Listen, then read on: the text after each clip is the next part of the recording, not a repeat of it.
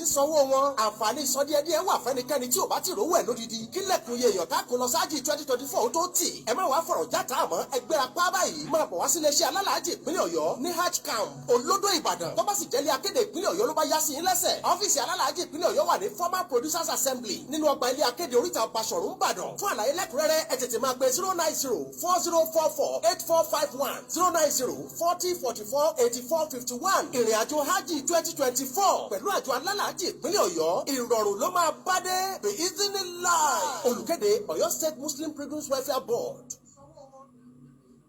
أعوذ بالله من الشيطان الرجيم بسم الله الرحمن الرحيم قل هذه سبيلي أدعو إلى الله على بصيرة أنا ومن اتبعني وسبحان الله وما أنا من المشركين أيا طيب الأسماء يا من هو الله ومن لا يسمى ذلك الاسم إلا هو ومن كل ما نشكوه يا رب عافنا كأيوب إذ عافيته بعد بلواه فمن كان من ربه فإنك ربه ومن كان من مولاه فإنك مولاه فأنزل علينا المن يا من بمنه على قوم موسى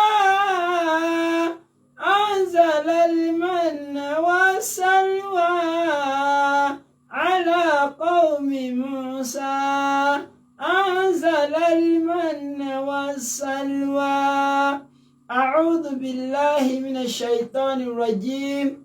بسم الله الرحمن الرحيم akira ní kíkí tó dáa ju gbogbo kíkí lọ pé assalamu alaikum wa rahmatullahi wa barakatuhu. À ń fi àsìkò yìí kíra wa káàbọ̀ sórí ètò wa Al-Basira èyí tí a máa ń tẹ́tí gbọ́ láti iléeṣẹ́ rédíò Solutions FM 93.9 ní Àwẹ̀ ní Òsìlókè Àdúnbí. Ètò náà ti gbìnàyà lórí afẹ́fẹ́ pẹ̀lú ìyọ̀ǹda tọ́lọ́run. Àwọn sáàtù àti wọn máa ń dá lẹ́kọ̀ọ́ Ọlọ́run wọn ti wà ní ìkàlẹ̀ gẹ́gẹ́ bí ìṣe wọn.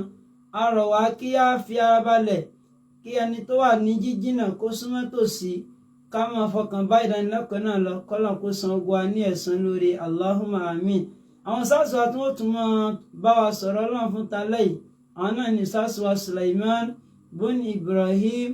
Abu Ibrahim Esauki kọ́lọ̀ ń jẹ́ kí a rí wọn pẹ́ bismillah. أعوذ بالله من الشيطان الرجيم بسم الله الرحمن الرحيم الحمد لله والصلاة والسلام على المبعوث رحمة للعالمين سيدنا محمد صلى الله عليه وسلم وعلى آله وأصحابه ومن سلك مسلكه ونجى منهجه إلى يوم لا ينفع فيه مال ولا بنون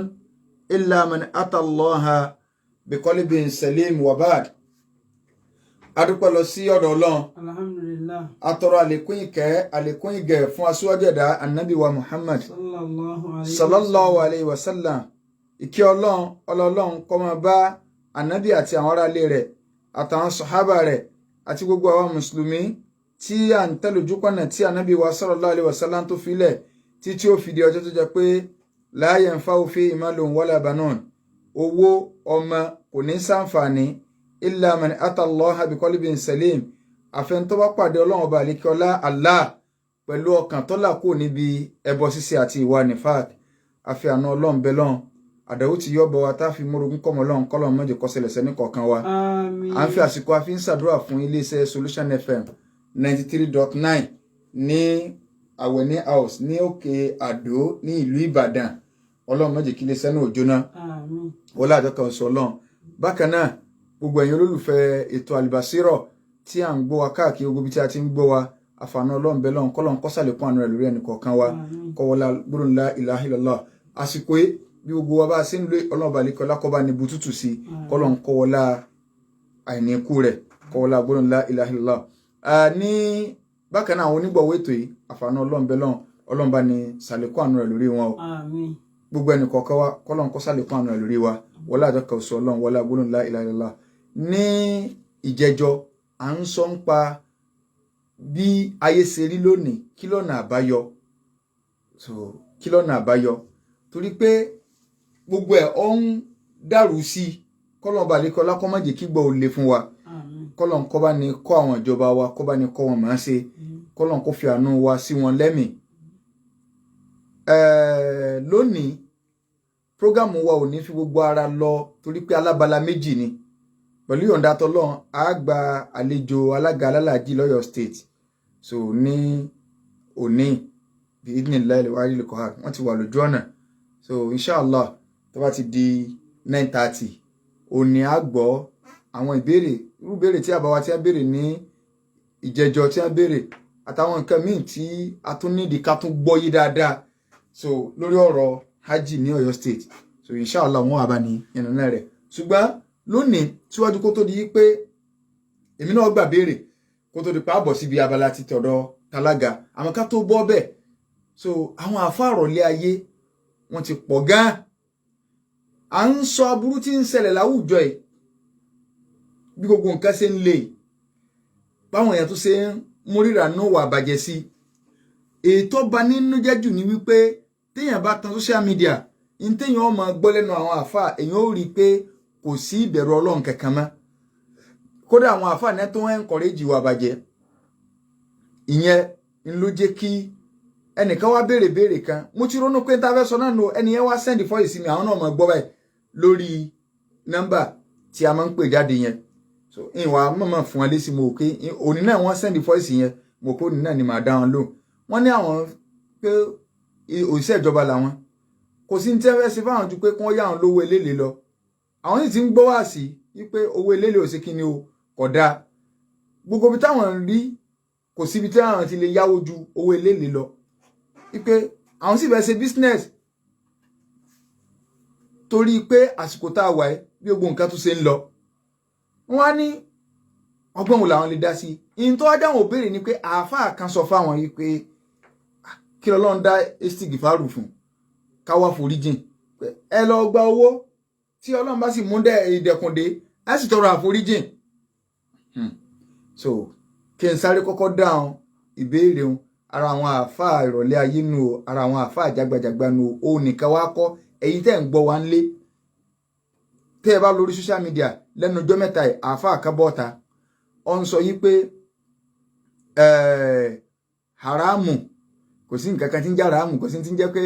mọ́jà haramu ọ sàsọ gbogbo àwọn ọ̀rọ̀ yẹn wọ́nran ké sálàlì gan sí yẹn tí ì rí ni so bákan náà ọ̀dà tó sọ ní àwọn ọmọ yahoo kankan ò lè wọná wọn máa bá tiẹ̀ lọ wọn máa ṣe lọ bí wọn ti ń ṣeun kí ní jẹ́ pé haramu ní má ṣe báyìí lórí Facebook náà ni o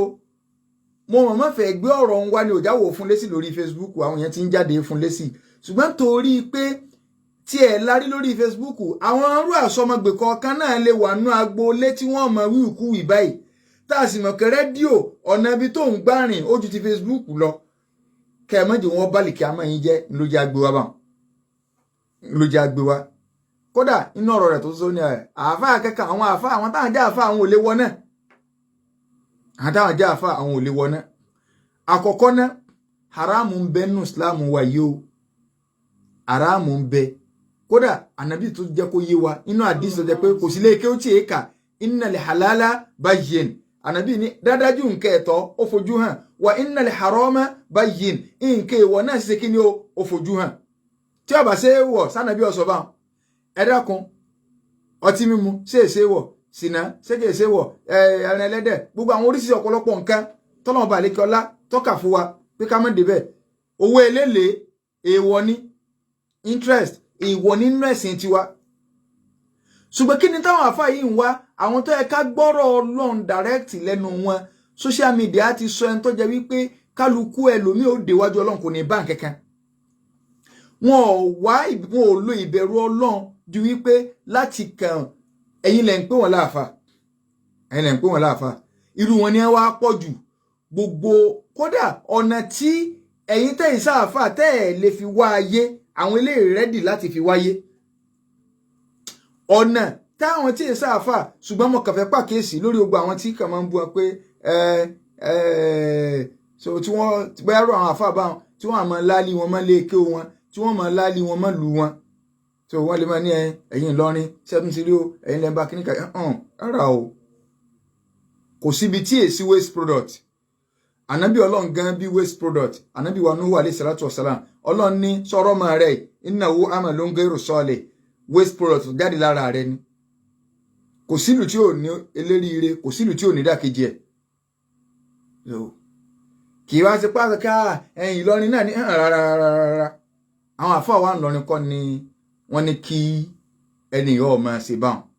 tí n bá dákọ̀ àwọn àfáà wa ẹ má sì mí gbọ́ yé o so Ọlọ́run balikọ́lá ó sọ̀rọ̀ fún Ìbàdàn so alhamdulillah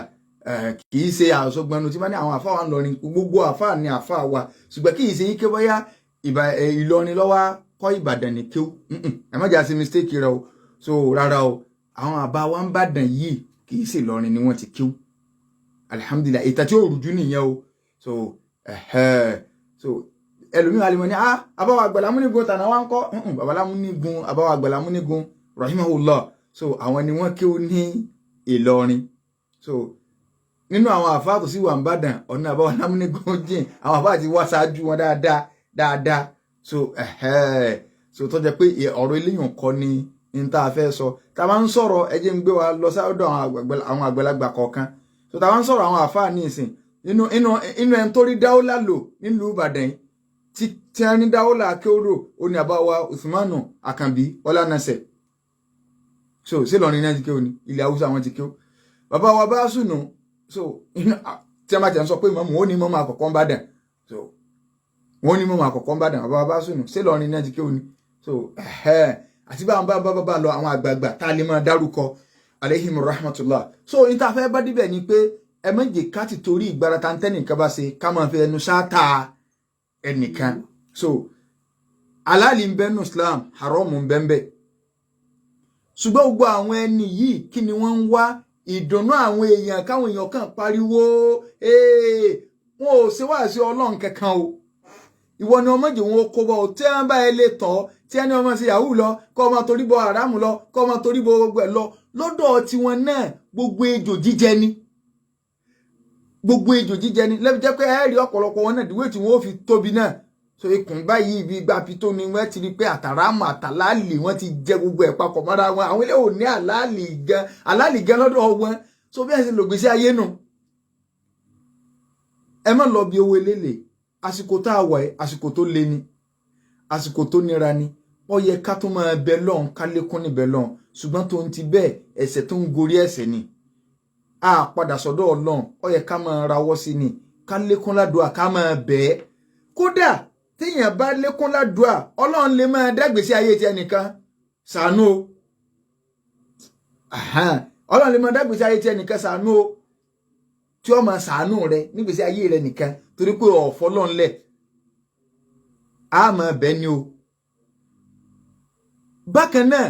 ara àpẹẹrẹ wípé ìrọ̀lẹ́ ayé òpin ayé ti fẹ́ dé òun ni kárírò àwọn àáfàá yìí o ànábì ti sọ gbogbo ẹ̀ lẹ́ o sallallahu alaihi wasallam kódà ẹ jẹ́ ń gbàbẹ̀ ń wọlé síbi ọ̀rọ̀ Saudi Arabia ẹlòmíì ń bẹ tí ó máa fa àwọn kẹ́kọ̀ọ́ kan ṣàpèjúwe fún anísì pé ó nu Saudi ní àti ẹlẹ́ wọ́n sọ yí pé wọ́n lè máa mú akọ́ ṣùgbọ́n ọkà ló di wọ́n gbófin kalẹ̀ Saudi ti aláwọ̀ báyìí Saudi ti aláwọ̀ orin gbígbọ́ òun ò tẹ́yìn ọ̀wálé kankan ibi ẹ̀sìn ti wá nù ó ṣé ẹ ti gbàgbé ni sọ́mọ̀ pé wọ́n padà wò káàbà gan sànàbí ò ti sọ́lẹ̀ sallallahu alaihi wasallam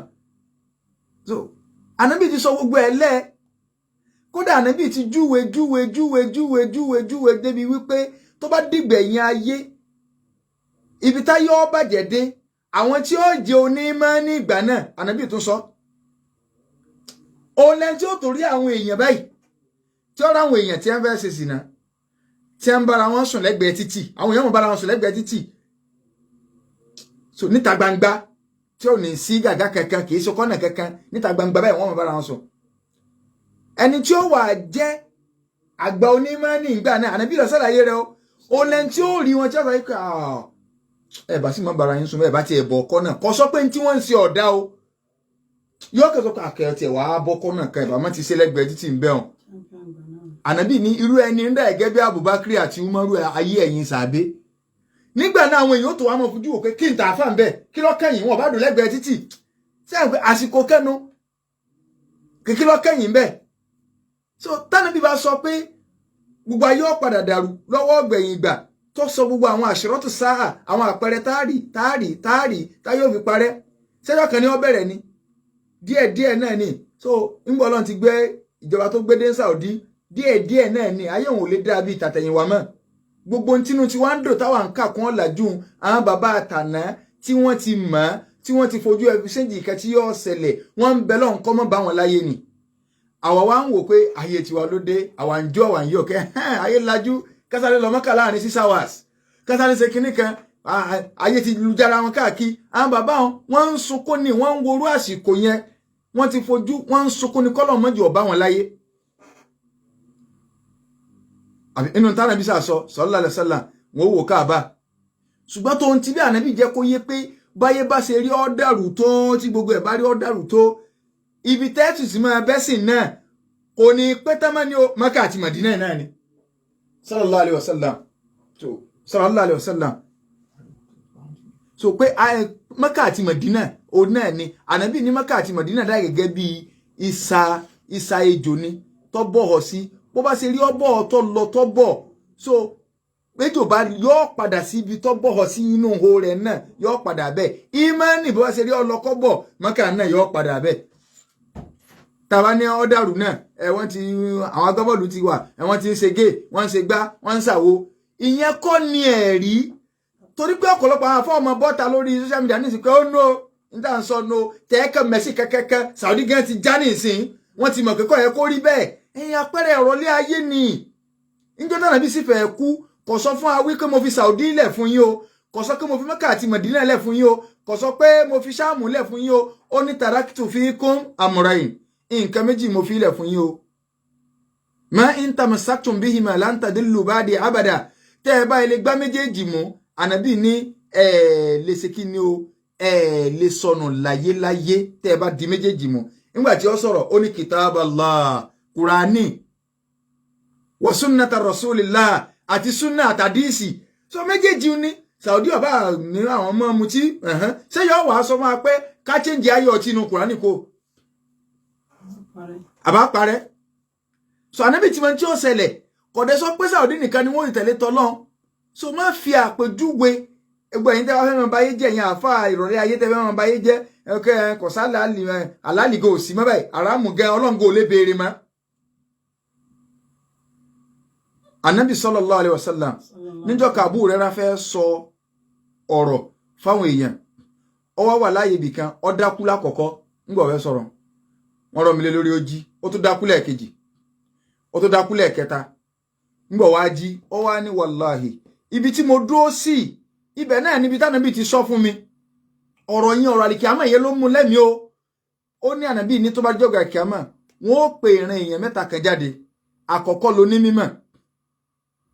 ọlọ́run ó bilé àkọ́kọ́ tí wọ́n kọ́ pé jọ́gà àlìkíámà ní kò ní mímọ̀ ọlọ́run ó bilé pé lágbájá ọmọ lágbájá sáwà kọ́la ọ̀rọ̀ kí ó fún ọ tá a jẹ́ ọgbọ́ yé yóò ní bẹ́ẹ̀ ni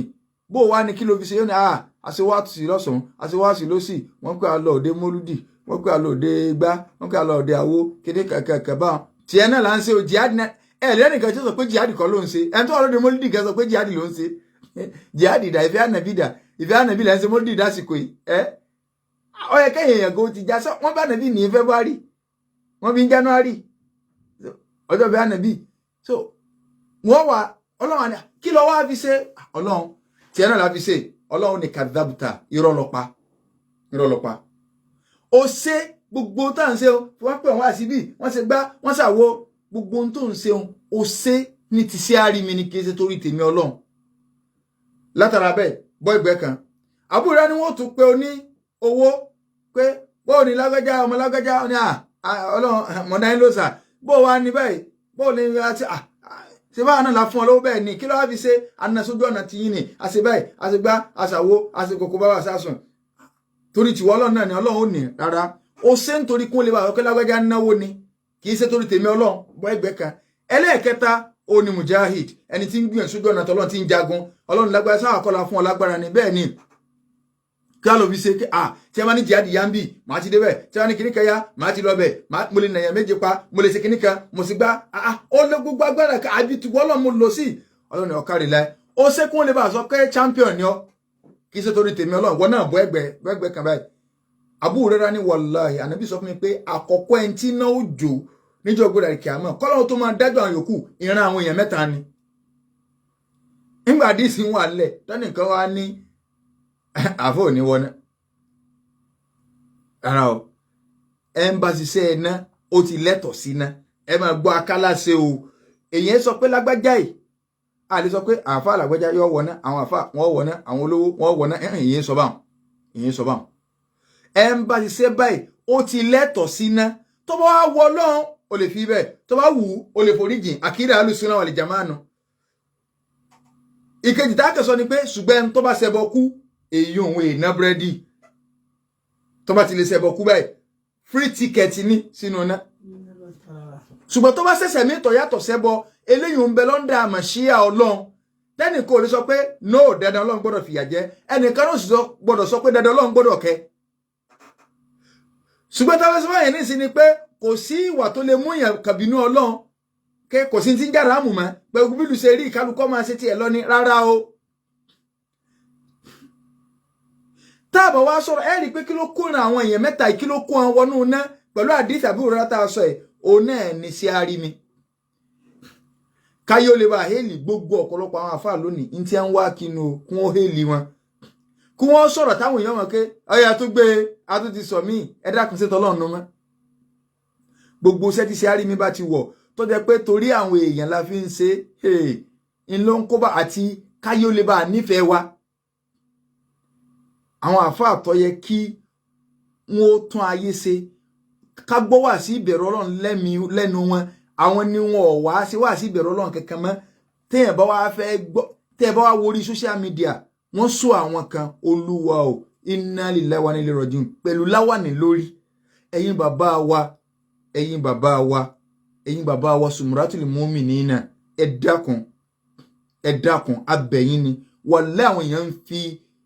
láwà ní ìsúnmọ́ra wọ́n fi ń ṣe ìranù tọ́pọ̀ lórí social media ẹ lórí TikTok ẹ lórí gbogbo ẹ̀ àwọn afọ́ wa ń jó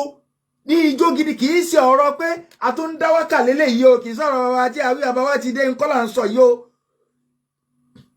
láwọn hip hop gidi pẹ̀lú láwà ní tí a ń lùlù kékeré lọ́sẹ̀ tó lò ní jó kìíní kan ó di gbùgbù tí àwọn bá ń jó disco gidi tí ń rùdì síta pẹ̀lú láwà ní gidi ni o tí ń jó tá máa wò yí pé tí ẹ máa ná ọmọ gáràjì ní jó lọ́wọ́ èèyàn ní jiyàn lórí social media wọ́n tó àwọn ìyára wọn báyìí tí wọ́n jó gidi tí láti fẹ́ lè sí bọ́lẹ̀ kì í tó ń ṣe àwọn orin tẹ́ẹ̀mọ̀ pè lórí ẹ̀sán kò sórí ẹ̀sìn kẹ́kẹ́ o kì í sí àwọn orin Islamic song kẹ́kẹ́ ní à ń sọ báyìí ní ìsìn o kì í ṣe pé a sọ pé orin àsàlátù kan ní ń gbọ́ o eléyìí ṣe hip hop gidi rárán òní ń gbọ́ o so gbogbo àwọn nǹkan yìí ẹ jẹ́ ká pàkíyèsí wa lè lórí kọ́nà balẹ̀ kọ́lá kọ́sàánú ẹnì kọ̀ọ̀kan wa so ayé ó ti dojú kejì so in táwọn àgbàlagbà john tí a ń bẹ lọ́hùn kọ́ mọ́ bá wọn tínú ti wá ń dùn pé ó ti bá wa so àdánwò ló déhùn o àdánwò ńlá ni ló déhùn kọ́nà balẹ̀ kọ́lá kọ́sàánú ẹnì kọ̀ọ̀kan wa láàrin ìṣẹ́jú bíi 5 á fàyè gba ìbéèrè torí alága wa ti wà ní àárín wa báyìí pẹ̀lú ìyọ̀ǹda tọ́lọ́hùn so 090 98 88 99 39 091 2 mẹ́rin 29 39 so fún àwa tí a bá ní béèrè so tí alága wa ti wọlé báyìí ọ̀rọ̀ ájì ní ọkàn báyìí ọ̀rọ̀ ájì lọ́kàn tí a bá ti lè wọ inú ilé báyìí so 090 98 88 99 39 091 hello salamu alaikum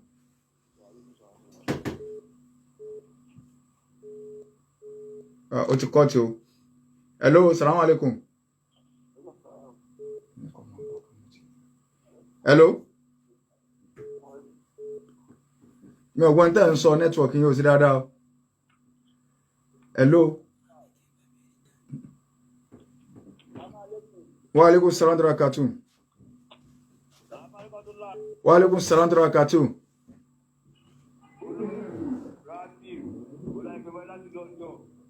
Láti ìlú Ọ̀jọ́.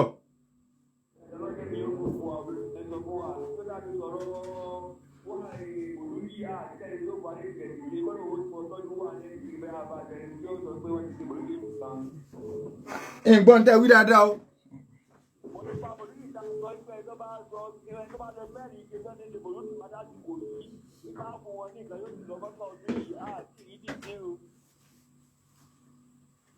Ọlọ́ ẹlẹ́ẹ̀tì rí ṣe. Wa alaikum salam wa barakatuh. Láti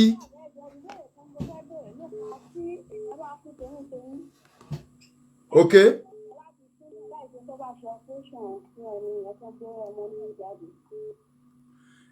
Tí kọ́nà balẹ̀ kọ́lá wà ń birú àdánwò bẹ́ẹ̀ tí obìnrin tó bá kú toyúntoyún ní táwọn àfẹ́sìn sọ ni pé tó bá jẹ́ wípé ẹ̀rí bá fi múlẹ̀ pé ọmọ náà rẹ̀ ó wà láàyè wọ́n sọ operation fún wọ́n gbé ọmọ yẹn jáde ṣùgbọ́n tó bá ti jẹ́ wípé ọmọ bá ti kú so wọ́n ó sin toyúntoyún bẹ́ẹ̀ tó bá jẹ́ wípé irú obìnrin yẹn ọkọ rẹ̀ mùsùlùmí ni ṣùgbọ́n obìnrin yẹn wá sí mùsùlùmí so nínú ṣẹ̀ríà Islam so wọ́n wá mú obìnrin tí wọ́n fẹ́ sin tó jẹ́ pé òun náà ti kú ọmọ ti kú bá wọ́n wá tó sì lóyún nú wọ́n wá kó ẹ̀yìn obìnrin sí kíbla ọmọ inú rẹ̀ á fún ọmọ yẹn ní ọ̀wọ̀ ọmọ yẹn ní hurma lọ́dọ̀ wa á wá kó ẹ̀yìn ìyá rẹ̀ sí kíbla ọmọ yẹn ó lè kọjú sí kíbla láti inú yẹn bẹ́ẹ̀ so á gbédàjọ́ pé mùsùlùmí lọmọ tó wà nínú yẹn torí pé bàbá tó ní oyún mùsùlùmí ni so kọ́nà balẹ̀ kọ́lá kọ́ sànù àkọ́là wa ń birú àdánwò bẹ́ẹ̀ so inshallah alága ti wà ní ìkàlẹ̀ pẹ̀lú wa ní alẹ́ tòní bí idhnillahi al-wahid al-qahhar so kí wọ́n kọ́ bá ní sálámà sí ilé náà. Bismillahir Rahmanir Rahim. Assalamu alaikum wa rahmatullahi wa barakatuh. Wa alaikum assalam wa rahmatullahi wa barakatuh. So alága wa ní Ọ̀yọ́ State àwọn náà ni Alhaji wa Sheikh Hashim Olamide Atẹ́rẹ́ Abdulwahab kọ́nà balikọ́lá kọ́ bá ní fún wọn ní àṣeyọrí a rí pé ní ijó ní so wọ́n wá bí oṣù bí mélòó kan sẹ́yìn a sọ wọn pé inshallah lóòrèkóòrè tí a bá ti ní bùkátà sí kí wọ́n mọ bá ní tàmálẹ̀ sáwọn nǹkan kọ̀ọ̀kan a bá ní àwọn information tí ó bá pàtàkì so a máa gbé wọn wá sí orí ètò káwọn yóò lè bá a mọ bí ṣe ń lọ ní Ọ̀yọ́ State kọ́nà balikọ́lá kọ́ sànà nìkọ̀ọ̀kan wa ní àkọ́kọ́ náà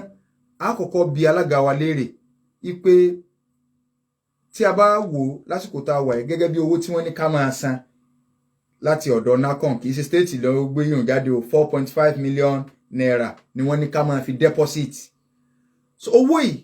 pẹ̀lú ogo bílù ṣe ń lọ yìí ṣé ẹ sì lè advice yẹn pé kọjá pé owó nìyàn àkó lórí mọ́kà ṣé owó ohun téèyàn bá fi ṣe business pure water ọmọ ní nǹkan tí yóò mú wálé fún yẹn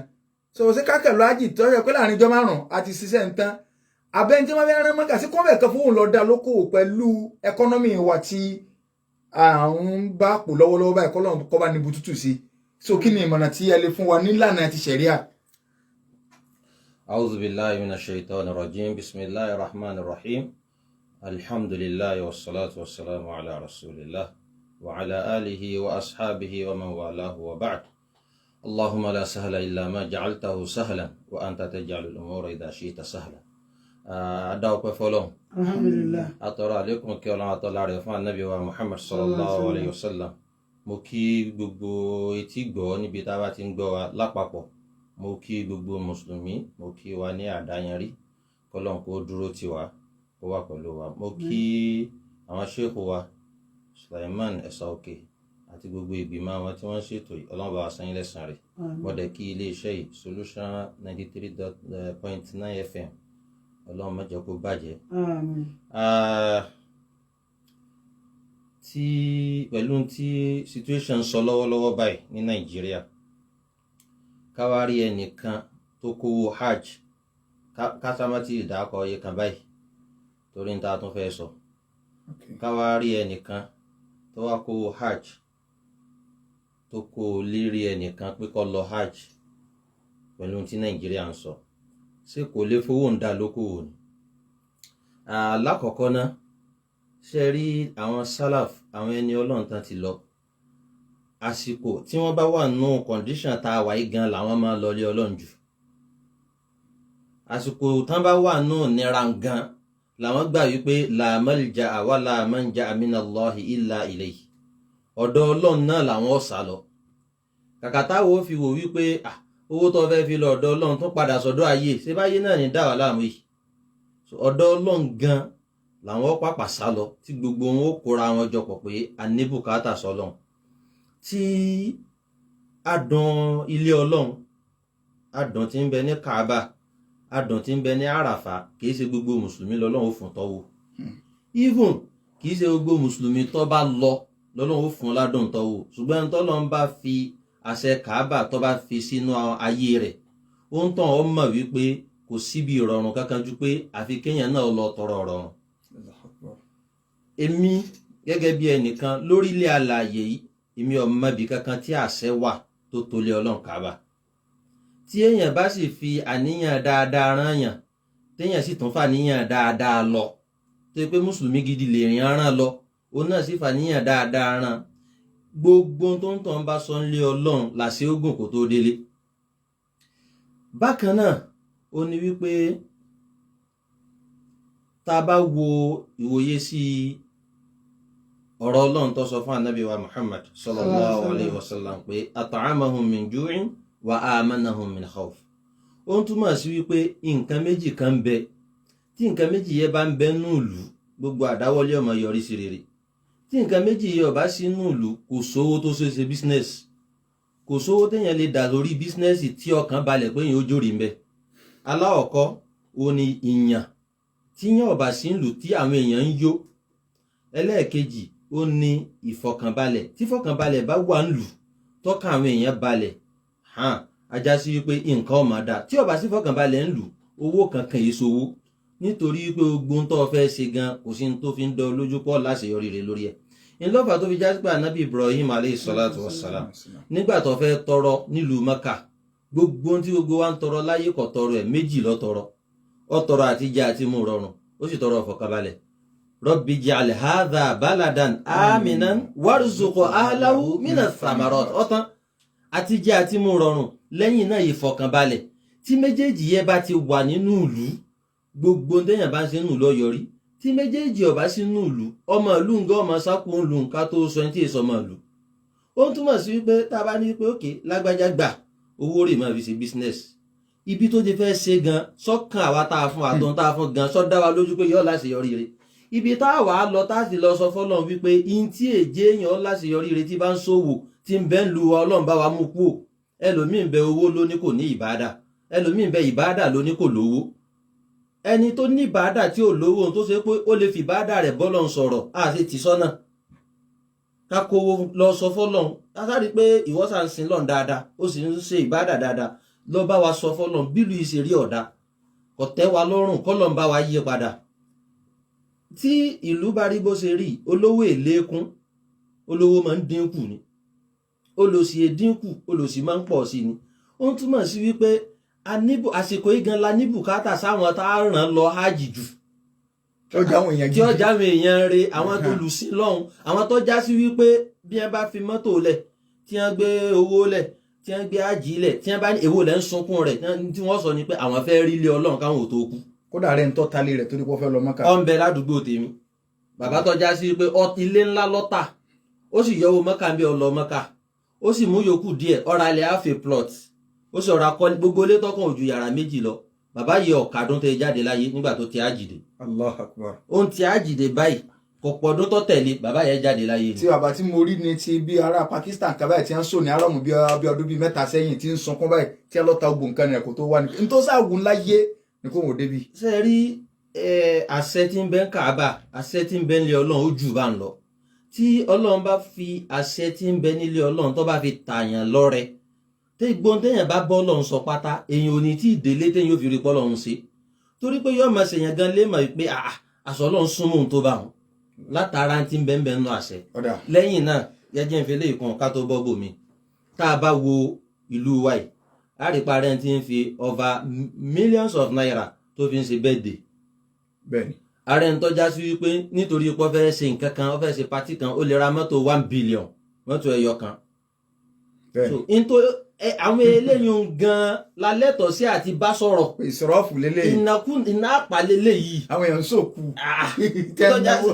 burúkú tó yẹ pé tó yẹ ká bá wọn sọ̀rọ̀ pé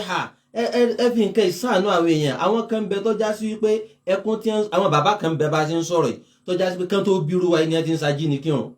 àwọn wọn ọkọ jí ládùúgbò àwọn wọn rọ mi ságè àwọn wọn ó sì lẹkùn mọ́sálásí tó já sí pé dìsìn ní ti ń pa wọn lẹ́kùn nípa àwọn òfojú kan kàbá lé Ọlọ́run káwọn tó kú ẹ wá dákun bẹ́ẹ̀ bá mú 2 mẹ́ta 4 àwọn ìyá rẹ̀ tẹ́yìn bá mú 2 mẹ́ta 4 pé ẹ̀yin náà lọ fojú kan lé Ọlọ́run ẹ ṣàdúrà ẹ sìn Ọlọ́run ẹ bẹ Ọlọ́run fún lùí wọn ní ṣépè fún yàn tẹ́yìn bá dán. tí sáwọn tó fẹ́ lọ sí fídíò tí sáwọn tó fẹ́ sọ kàbá àti stúdíò. mo ti wà ní ara mọ àwọn aláǹ ṣàdúrà kọ̀ọ̀kan tí bá a ṣe ń ṣàdúrà náà nù. ẹbí tánàbí sọ fún wa wípé húnà tuskabul abarot tánàbí sọ fún wa wípé kàbá ibẹ̀ lèyàn ti máa ń sunkún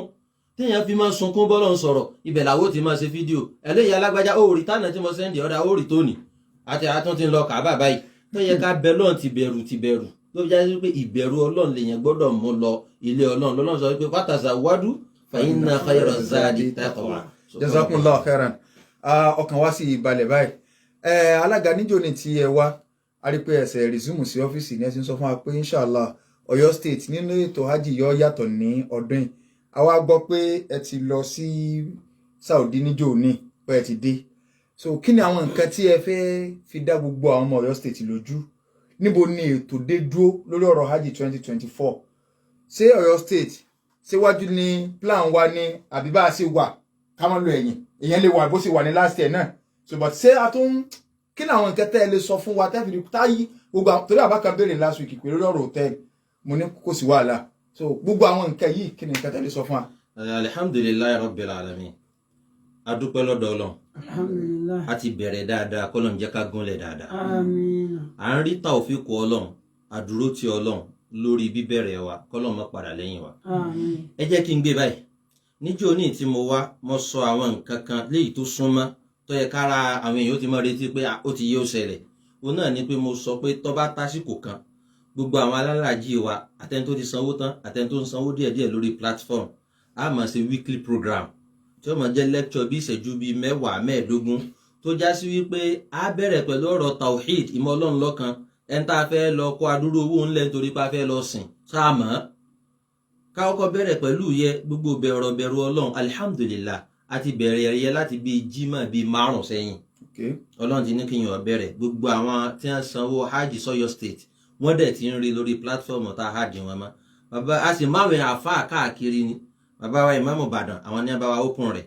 lẹ́yìn náà ìmáàmù Ògbómọ̀ṣọ́ àwọn náà ṣe náà tẹ̀lé wọn bàbá wa Sheikh Isa Akindele Salahuddin àwọn ní àṣeṣe kẹta bàbá wa Dr. Rafi Bello láti Ọ̀yọ́ ìlú Ọ̀yọ́ Aláàfin àwọn ni wọ́n ṣe ní jimá tọ́lọ̀ so jimá tí ń bọ̀ Dr. Ahmed Ọláìwọlá Abdulsalam so bá a ṣe tó nìyẹn kó àmúyàn ní Òkè Ògùn náà àmúyàn ní Èrúwà ní Ìbàràpá ní Ìbàràpá àmúyàn bẹ́ẹ̀ so àwọn ètò yìí àti bẹ̀rẹ̀ ẹ̀yẹ tí yẹ́dẹ̀ ti ń lọ walillahi alhamd eléyìí tí ó wá tẹ̀lé ni pé láàrin oṣù tó lọ yìí a sì rìn àjò lọ sí orílẹ̀-èdè ilẹ̀ Saudi Arabia fún ìgbáradì fún iṣẹ́ hajj ètò ilé àti ètò oúnjẹ inú mi dẹ́dùn pé ńgbà tí mo wà lọ́hùn mo bá ilé sọ̀rọ̀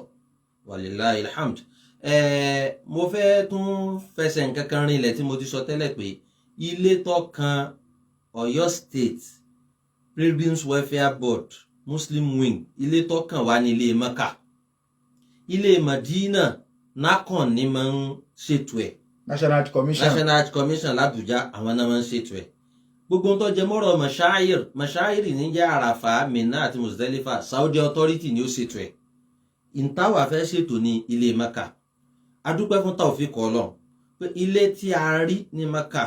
gẹ́gẹ́ bí mo ṣe sọ níjọ́sí ẹni tó nílé yìí kìí ṣe pa àmọ́ rí àjọ pàdé níbì kankan rí àmọ́ ńgbà tí Ọlọ́run ó gbé títóbi rẹ̀ dé ìgbà tí a lọ wo ilé yẹn wọ́n renovate ẹ̀ lọ́wọ́ ní renovation kan tó já sí pé taste high gbogbo tí ń jẹ́ fóòmù tí ń bẹ ń bẹ ní wọ́n kó jáde taari tuntun even àwọn tíìmù NACON tí wọ́n wá láti wá inspect orí tí wọ́n gan wú inú wọn dùn AC wọ́n change gbogbo ẹ̀ tuntun ni wọ́n kó síbẹ̀ even wọ́n fi yé wa wípé kó tó dinú Ramadan táwa gan bá wá bí a máa bèrè pé ibi tá a wá ń jò ní ìdá níbi tí inú wa ó dùn dé even lẹ́yìn ọ̀rẹ́ yẹn a gbọ́ pé àwọn state bíi méjì yọ lọ ọbẹ̀ pé bóyá yọ bọ̀ sí àwọn lọ́wọ́ ṣùgbọ́n tán jó yan wípé sàbákọ kàbíyá òkà àṣà so Ọ̀yọ́ state ti ṣáájú yín débẹ̀ so alhamdulillah bákan náà ni ọ̀rọ̀ kitchen wa nínú lọ́kìta ni pé ó súnmọ́ ilé títì kan náà ni kitchen wa débẹ̀ àwo gbogbo ń ta lè need àrípé gbogbo ẹ̀ wà ń bẹ̀ adẹ̀ ti sílì ẹ̀ pa pé oúnjẹ ilẹ̀ wa la fẹ́ jẹ pẹ̀lú ògo Ọlọ́run ajámọ̀lá oúnjẹ àjẹ àmàlà àjẹ gbàgìrì àjẹ wédú bí kudratillah oúnjẹ ilẹ̀ wa la fẹ́ jẹ àfẹ́ oúnjẹ táwọn aráàlú wọ́wà mọ̀ wò pé kí wàá lélẹ̀ nítorí pé ń tọ́yẹ Ọlọ́run sọ fún wa wípé òun fẹ́ rọrùn fún wa wọn ò fẹ́ nira fún wa gbogbo ohun tí ó fi rọrùn fún alálàájì tínú ó fi dùn la fẹ́ ṣiṣẹ́ rẹ̀ pé a fẹ́ kínú alálàájì ò dùn kán fẹ́ dọ̀ lórí òróǹro láti bẹ Ọlọ́run wọn láti sin Ọlọ́run wọn láti ṣe ìbáàdà wọn ní gbogbo bí ó ṣe rọrùn inshallah mo dẹ̀ láǹfààní àti jókòó pẹ̀lú àwọn ọmọ ìyá wa tán jọmọ Ọ̀yọ́ state tí wọ́n ń bá wa ṣiṣẹ́ lọ́hùn torí mo jẹ́ kó yé wọn pé nǹkan tó wù mí jù tí mò ń propose kọ́lọ́hún kó ṣe rọrùn ni pé ibi báyìí ni mo fẹ́ kí alálàájì ó ti mọ rúùmù àtòtẹ́ẹ̀lì ẹ̀ nọ́mbà àtòtẹ́ẹ̀lì tirẹ̀ tó bá ti ń dò tẹ́ẹ̀lì báyìí ó ti mọ rúùmù tí ń lọ kọ́ ìyá alálàájì ó dé Mẹ́kà yóò wá ọkọ̀ gbé ẹrù lẹ́fún 3 hours 4 hours pé wọ́n ní wọn èkó kíìdè wọ́n ní wọ́n yanjú ẹ̀ lọ wọ́n ní wọn ètí ìfẹ́ mi nọ́mbà wọ́n ní wọn ètí ìfẹ́ mi rúùmù kí gbogbo ìyá ọmọ ṣẹlẹ̀ kálálàájì ó rí wípé òun dé báyìí ó ti ní nọ́mbà rẹ̀ lọ́wọ́ pẹ̀lú káàdì ẹ̀ tá a ṣe fún láti Nàìjíríà gbogbo ètò ti wà so kọ́lọ́hún kójọ kó ràn wá lọ́wọ́ díẹ̀ lélẹ̀ nínú àwọn ètò tó ti ń lọ lọ́wọ́lọ́wọ́ bí mo ṣe padà dé yìí náà mi ò fi ọ̀hún lọ́rùn sílẹ̀ mò ń tọ́ pé báwo ni eléyìí ẹsẹ̀ ń di eléyìí sí mi ẹjí ń rí ṣé ẹ ti ṣe eléyìí parí níbo leléyìí dé dúró lórí wípé bá a ṣe fi sí bẹ́ẹ̀ náà lọ́lọ́run ní wípé kó wà kọ́lọ́hún kó ràn wá lọ́wọ́. Jazakumullahu khairan Ọlọ́run yóò bá ní sáyẹ́nsì lórí now àti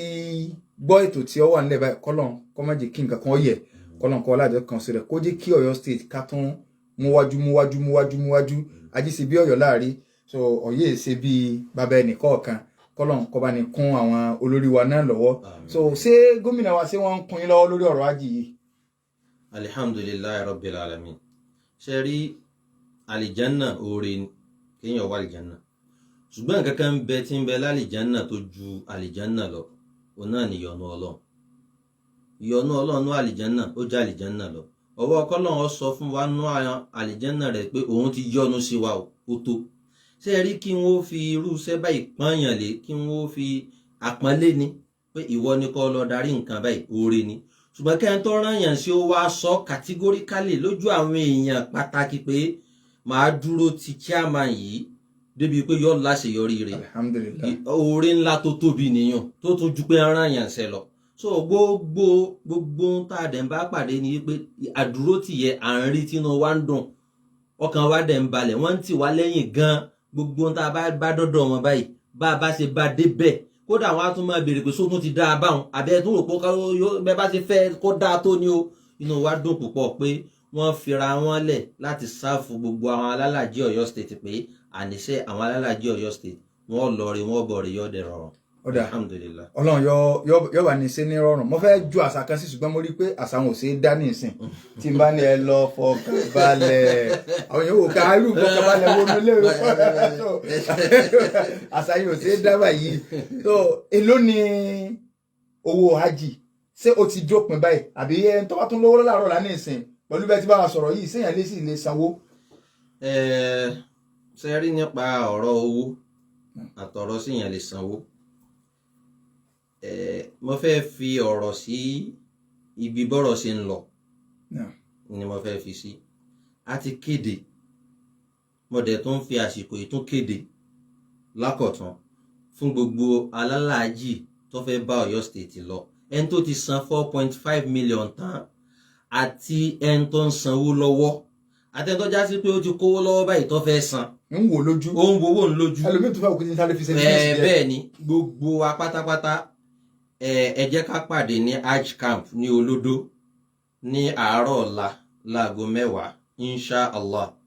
ní iléeṣẹ́ alálàájì ìpínlẹ̀ Ọ̀yọ́ tó wà ní Olódó gbogbo àwa tá a ti sanwó hajj tán àtẹni tó wù láti lọ àtẹni tó ń wù láti lọ gan tí ò tiẹ̀ tí ì sanwó tó ti ń wò pé èmi náà sì fẹ́ lọ mo fẹ́ san owó tí ò tí ì san àtẹni tí ń san lọ́wọ́ àtẹni tó san 4.5 ẹ jẹ́ ká pàdé lọ́la àti ànánsẹ̀ náà yìí pé ká pàdé lọ́la àwọn development kan wà tí a ní bùkátà sí ká bára wa sọ a sì fẹ́ information pé ó fún mi lábọ̀ tòró lè mọ̀ pé níjó ní a sọ fún apá afẹ́ ṣe zoni pé àwọn ará Òkè Ògùn àwọn ará Ìbàràpá àwọn ará Ọ̀yọ́ Ògbómọ̀ṣọ́ àwọn Ìbàdàn a fẹ́ ṣe lọ́tọ̀ọ̀tọ̀ ni ṣùgbọ́n tọ̀ láyà àṣebẹ̀ a fẹ́ kí gbogbo wọn kọ́ wa kí kálukú ó fetí ara rẹ̀ gbọ́n tá a sọ lẹ́ẹ̀kan náà torí pé èèyàn ni wá tá a bá ní ká sọ ti Ìbàdàn tá a bá sọ tó ká máa lo Ògbómọ̀ṣọ́ ẹni tí ń kọ́ kíláàsì méjì ní skul tí ń kọ́ 2A àti tí ń kọ́ 2B níṣẹ́ kan náà kò ní sọ̀rọ̀ sẹ́ńbà kan náà bẹ́ẹ̀ni kò lè discharge bákan náà láìláì kódà kò yẹ pé píríọ̀dù wọn tẹ̀léra wọn so àwa gangan tá a fẹ́ sọ̀rọ̀ a lè sọ ti Ìbàdàn kò kún kádógbò mọ́sọ̀ kọ́ mọ́kàn so kájá sí pé kálukú náà ni ó gbọ́ lẹ́ẹ̀kan náà la fi ń retí gbogbo alálàájì pátápátá kódà ẹni tó já pé kì í sọmọ Ọ̀yọ́ state tó fẹ́ bá wa lọ ẹ jẹ́ ká pàdé ní Hajj camp ní Olódó lọ́la insha Allah láago 10 àárọ̀ ọ̀la biqudrati rahman láti bá wa sọ̀rọ̀ lórí ibi tọ́rọ̀ débi ọ̀rọ̀ owó hajj pẹ̀lú information tuntun tá a gbọ́ láti National Hajj Commission l'Abuja bákan náà àwọn àlàyé tó kó sínú àwọn àlàyé tí ń bẹ́nu rẹ̀ nítorí wípé ìgbà míì ń bẹ téèyàn rí èèyàn lè rí sánpọ́nná tí ò ní mọ̀pọ̀ lálàyé kan nú tó nídìí kí wọ́n bá yàn ṣàlàyé ẹ̀ kí wọ́n yànnà náà pé bẹ́ẹ̀lẹ̀ ìṣe lọ rèé o bẹ́ẹ̀lẹ̀ ìṣe lọ rèé àti ìgbà wo ni sísanwó yẹ gan ìgbà wo ló tiẹ̀ wà fẹ́ dà báyìí pẹ̀lú ògo Ọlọ́run gbogbo wa pátápátá aburú kankan ò ní yẹ hajj wa Ọlọ́run ó sì dẹ̀ sí rọrùn bí qudrati rahman. jazakumullahu khairan á fún àwọn aráalé ní ààyè láti pè wọlé ní tó ní í ṣe pẹ̀lú ọ̀rọ̀ hajj so inshallah 09098889939 bóyá fẹ́ béèrè ọ̀rọ̀ lórí ọ̀rọ̀ hajj ẹlòmíì lè béèrè ẹ̀sìn so alhamdulillah chairman wa ẹni tí wọ́n tọ́nà dárìn ni ẹlòmíì lè béèrè pé sáà lè monday lọ́wọ́ so ọ̀sẹ̀ táwọn ń wẹ̀ lọ nílé tíjọ́ monday tó níjọ́ tuesday káwọn lè mọ́nu kọ́bọ́ọ̀dù ní saudi so kò sí ní tá a lè béèrè 09098889939 091 2 mẹ́rin 29 hello wa alaikum salam yes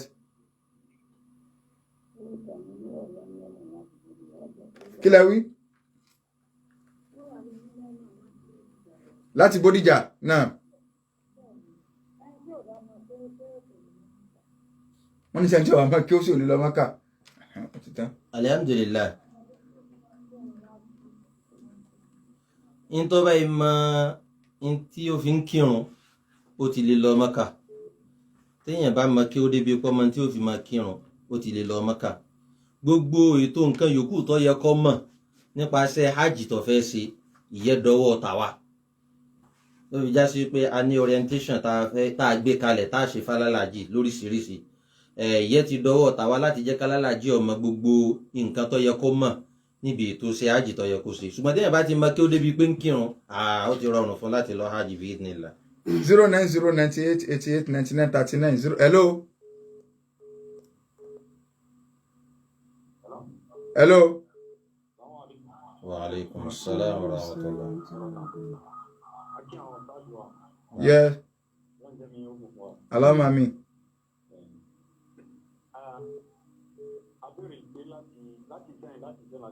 Láti sẹ́yìn náà. Nípa ọ̀rọ̀ lórí àwọn tí ó ń sọ̀rọ̀ nípa ìyàwó rẹ̀, òun ní fẹ́ bá yín sọ. Ọ̀rọ̀ ajì là ń sọ lọ́bàá àti kó lórí eléyìn báyìí. Ọ̀rọ̀ ajì Ọ̀yọ́ state là ń sọ báyìí. 09098889939 àti gbàbéèrè àwọn oníyàwó lọ tẹ́lẹ̀. Hello. Wa alaikum salam. Yes sir. Adéọyè mẹ́tù náà.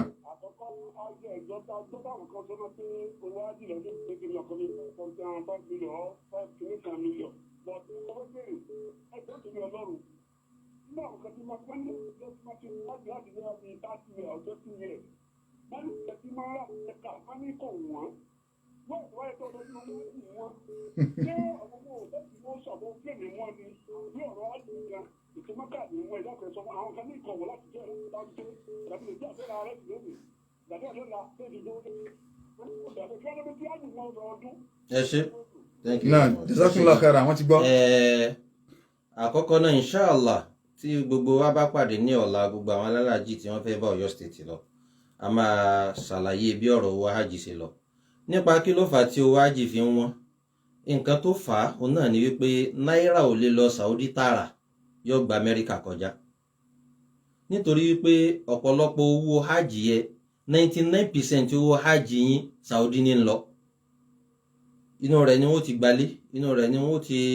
ṣe oúnjẹ inú rẹ̀ ni wọ́n ti ní plane àtàwọn nǹkan míì so yóò nídìí kí wọ́n kọ́kọ́ ṣe owó yẹn sí dọ́là kówó yóò tó lọ síbi tó yẹ kó lọ so gbogbo ọ̀pọ̀lọpọ̀ wa dẹ̀ mọ̀ tí dọ́là ń sọ lọ́wọ́lọ́wọ́ báyìí eléyìí ló fà á tí owó hajj tí ó fi ń gbẹnu sókè ara àánú ọlọ́ngbà tí dọ́là ó lọọlẹ̀ pẹ̀lú náírà tí náírà ó gbẹnu tí yóò jèrè ibùjókòó ayọ̀ lẹ́gbẹ̀ẹ́ dọ́là so tí dọ́là náà bá fọ́ àríkó wájú náà ó tún wálẹ̀ nítorí wípé owó hajj àti dọ́là ni wọ́n jọ ń rìn papọ̀ nítorí pé iṣẹ́ òkèèrè ni àwọn nǹkan tó fà á nìyẹn Ọlọ́run ṣàánú. so tí ẹ máa sọ pé nǹkan ò change in Saudi bóyá wọ́n ń ta omi kan ní 1 riyal àwọn náà inflation náà dọ́dọ̀ tiwọn náà o omi 1 riyal tẹ́lẹ̀ ó lè ti di 2 riyal ṣùgbọ́n 1 riyal bíi 20 years sísìn ká sọ pé 1 riyal náà lọ́dún táwọn ń sọ bóyá 10 naira ní riyal kan so nígbà ọdọọdún ní sí riyal ní sí bá ṣe ń sọ̀rọ̀ bíi 350 naira ni bíi 350 naira òní riyal báyìí riyal kan. wa alaikum salaam wa rahmatullahi. wa alaikum salaam wa rahmatullahi wa barakatuh. orúkọ tèmi olóyè Ismail ọmọ ẹlẹ́yẹlé mà lórúkọ tèmi. bẹ́ẹ̀ ni àbá. mo ń tò láti òpópónà muslim ọgbẹ́dà tó bá ní àjẹ́. yes sir. ẹ pẹ̀lẹ́ sàn. bẹ́ẹ̀ lọ́wọ́ níta. now. ṣé tí àwọn ará àwọn tó gbẹ tán lọ sí hajj sẹ́tẹ́mà ti ń bọ́ọ̀lẹ̀ nínú plane ṣé ibi tí wọ́n ti ń ṣe yíyan làdúrà tètè máa ń gbà ní ìlú tí máa ń sáré lọ ló ti ń ṣe yìí àbí ìdánilẹ́kọ̀ọ́ wo lẹ́ ń ṣe fún wọn pé àní ẹ má ṣe yín o àmọ́ kò tí ì gba ẹyin ṣíṣe torí ẹlòmíì ojú tó ti ń ṣe yín ló máa ń sáré lọ síbẹ̀ làdúrà tètè máa ń gbà. ẹ ṣe rí ṣíṣe yín kò sí nínú iṣẹ́ hajj kankan bó ti wọlé ọmọ ṣíṣe yín ò sí lára iṣẹ́ hajj even ẹni tó bá jásí pé ó fẹ́ rí hajj rẹ̀ ní pé lillahi wa rasulihi torí tọ́lọ́n lòun fi ṣiṣẹ́ hajj kó wọ́n bá èrè ẹ̀ lọ́dọ̀ ọlọ́run ó wà advisable kó fi yín ṣiṣẹ́ ilẹ̀ nítorí pé ṣé àrími ọ̀wọ̀ so ṣíṣe yín ò sí lára iṣẹ́ hajj bó ti wulẹ̀ ọmọ owó tí àwọn èèyàn dẹ̀ ṣe ń fi ń ṣe yín tí èèyàn bá convert ẹ̀ sí náírà ó ra ilẹ̀ láwọn àyè kan bẹ́ẹ̀ni tí ò rújú rárá. èyí ò ní 500 riyal wà 700 wà ẹ wá times 350. tá a bá fi 350 times 500 riyals ẹ̀wòye tó jẹ́ ní náírà so ní 800 wà ní 1000 riyal àwọn wà. orientation wa ó pọ̀ tá a fẹ́ ṣe fún àwọn alálàájì wa lórí pé ká ṣọ́ra fún ìná àpà ká fowó wa ṣe nǹkan dáadáa ká sì fi ṣàánú àwọn èèyàn kọ́lọ́n kó ṣàánú wa. sílẹ̀ nìkan ti bá ní kọ́ sójú kíní Facebook pé ríálì náà is 360 o wọ́n ní ká wọ́n dákọ̀ so ará Saudi ni màmá tí wọ́n sọ̀rọ̀ wọ́n ní 360 ní o ní ríálì báyìí so àjìtá ti lọ ẹ̀ 220 làwọn ṣẹ́ ní last year. Hello, salamu alaikum.